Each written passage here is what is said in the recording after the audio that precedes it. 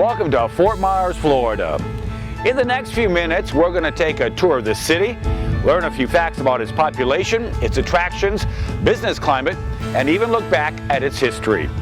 But to begin with, we're heading many miles in one direction, straight up.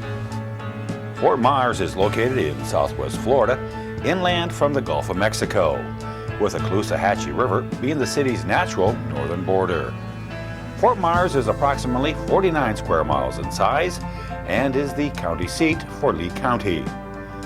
Fort Myers' history begins in the 1850s when a fort was built on the Caloosahatchee River as a base of operation against the Seminole Indians.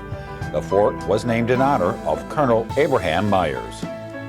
When the town was first plotted in 1876, a total of 10 families lived in the area, some along Billy Creek, which is right behind me. It wasn't until some 20 years later, with the opening of the Royal Palm Hotel, that Fort Myers became known as a winter resort destination. In its early years, Fort Myers was accessible mainly by boat.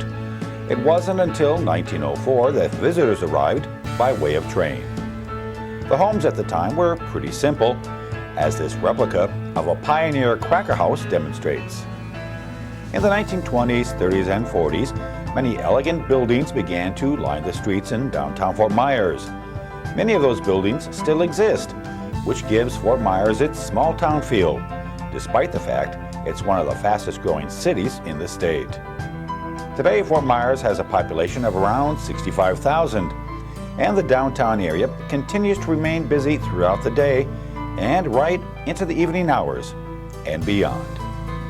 I have to admit, I love downtown Fort Myers.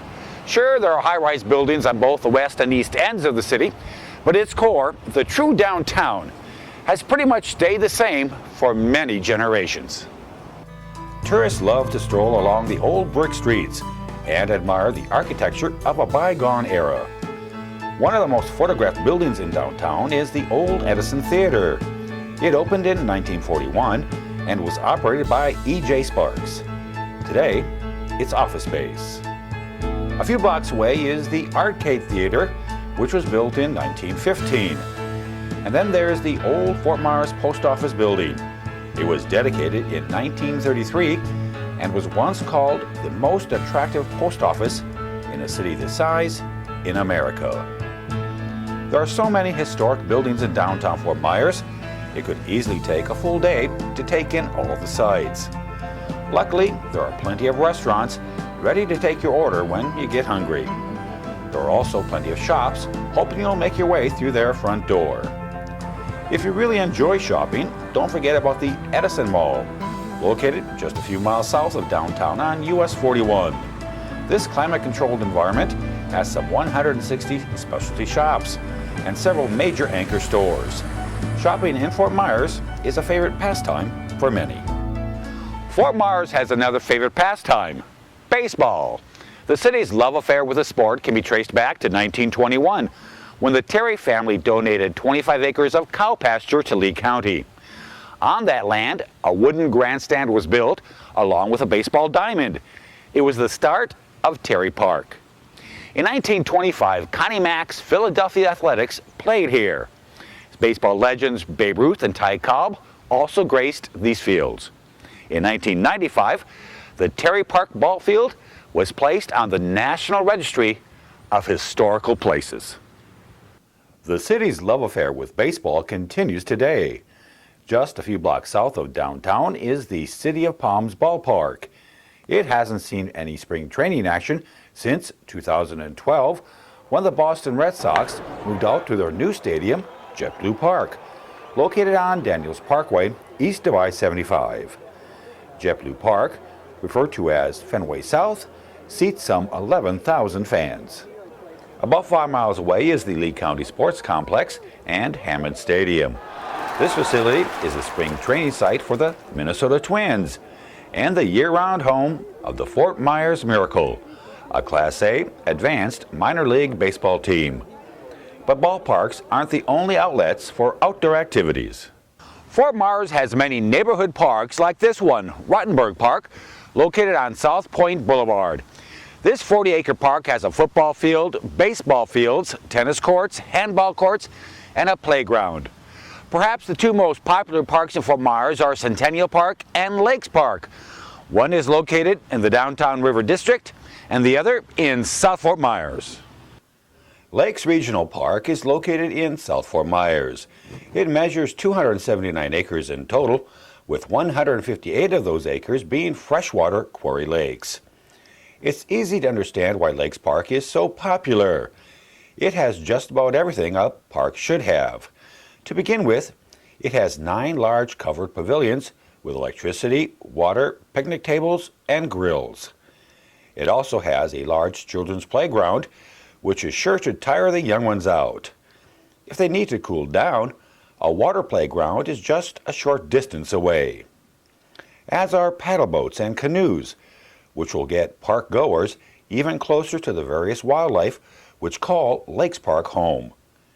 They're not always easy to spot, like this anhinga drying its wings in the warm breeze. The Railroad Museum of South Florida is also located in Lakes Park. Not only does it have an original old steam locomotive to admire, there's even a miniature railroad that takes passengers on a 15-minute ride through the park.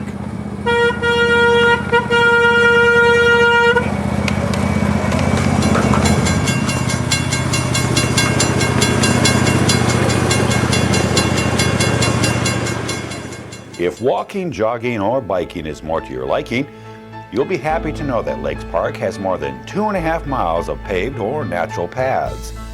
The majority of that distance is over or alongside the water.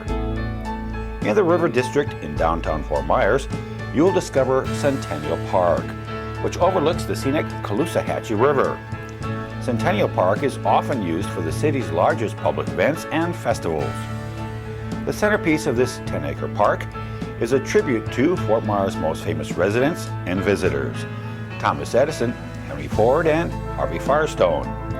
This sculpture, named Uncommon Friends, shows the 3 men who changed our world relaxing and simply having a conversation while gathered around a small campfire.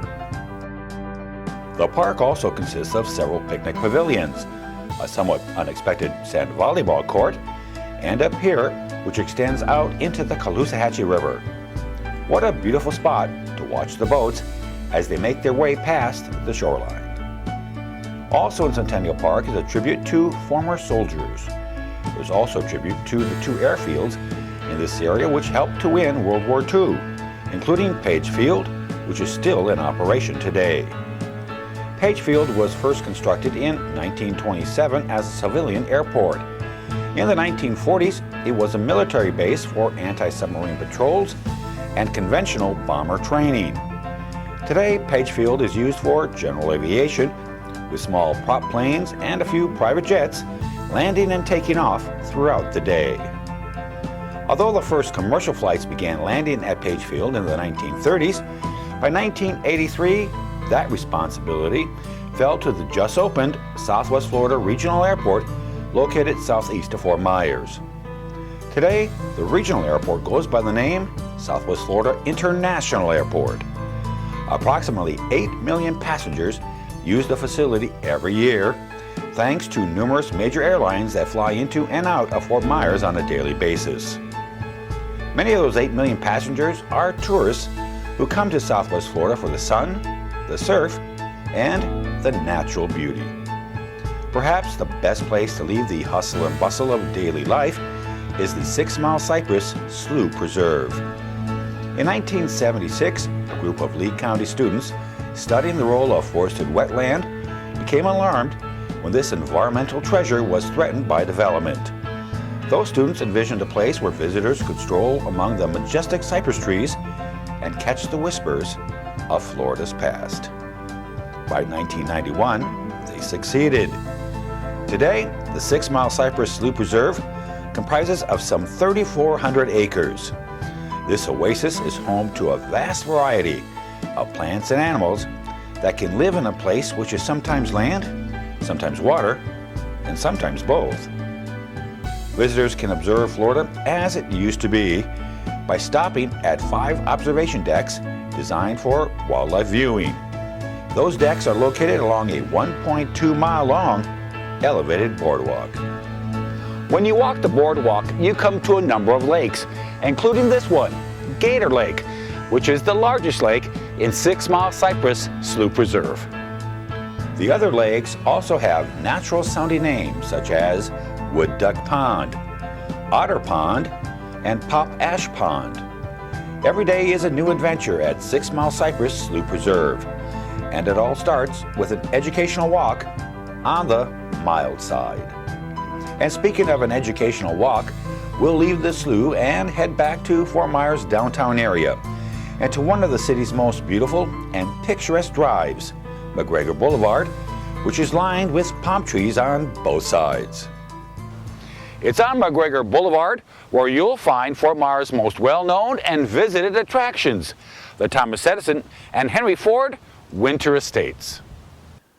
Visitors walk past the statue of Thomas Edison standing by a century-old 400-foot banyan tree given to Edison by Harvey Firestone in 1925 as they get ready for their guided tour of the 20-acre site. With a push of a button, those guides lead inquisitive groups across McGregor Boulevard and within view of truly historic buildings and historic gardens, all of which help change the lives of people all around the world. Edison's vacation home was completed in 1887 and served as a winter retreat and place of relaxation until his death in 1931. In 1917, Edison's good friend, Henry Ford, bought the adjacent property, which allowed the two tycoons of industry and invention to share ideas on a daily basis. One of the most interesting buildings on the property is Edison's laboratory. One could only imagine what experiments were conducted here. The Edison Ford Estates may be Fort Myers' best-known tourist destination, but following close behind is a must-see stop that has to do with one of the things that Florida is known for all over the world, oranges and grapefruits. Welcome to Sun Harvest Citrus. It may be hard to believe, but an estimated 1 million people a year visit Sun Harvest Citrus in South Fort Myers. Their gift shop isn't the only thing that brings customers through their doors. Year-round, they take home hundreds of thousands of gallons of fresh juice in a variety of flavors. That's because Sun Harvest owns some 2,000 acres of grove land on Florida's east coast. The wide variety of citrus grown there is shipped to Fort Myers, where some of it is processed into fresh juice for their customers' enjoyment.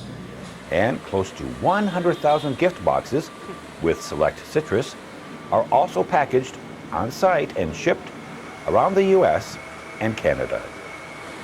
More than 8 million pounds of citrus are processed at Sun Harvest on an annual basis, and visitors are welcome to sample the fruits of their labor.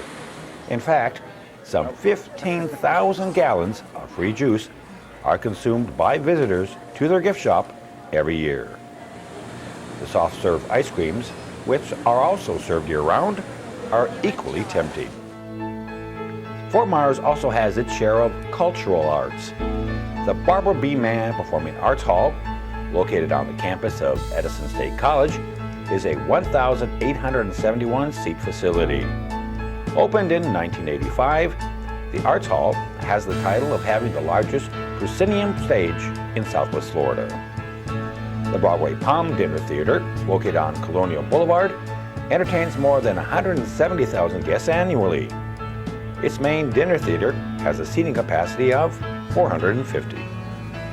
As we mentioned earlier, Fort Myers is one of the fastest growing cities in Florida.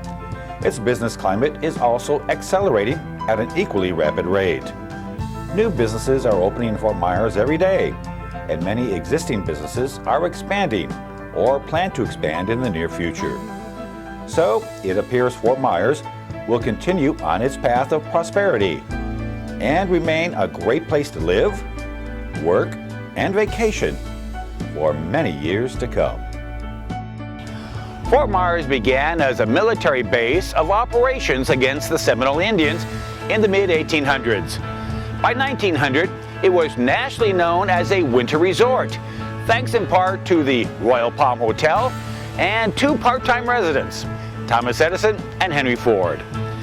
Today, Fort Myers is one of the fastest growing cities in Florida, and remains, no surprise here, a winter vacation destination due to its weather, close proximity to the Gulf of Mexico, cultural attractions, and relationship with several Major League Baseball teams who conduct their spring training only a few miles apart. Thanks for watching, and we hope to see you in Fort Myers in the very near future. Take care.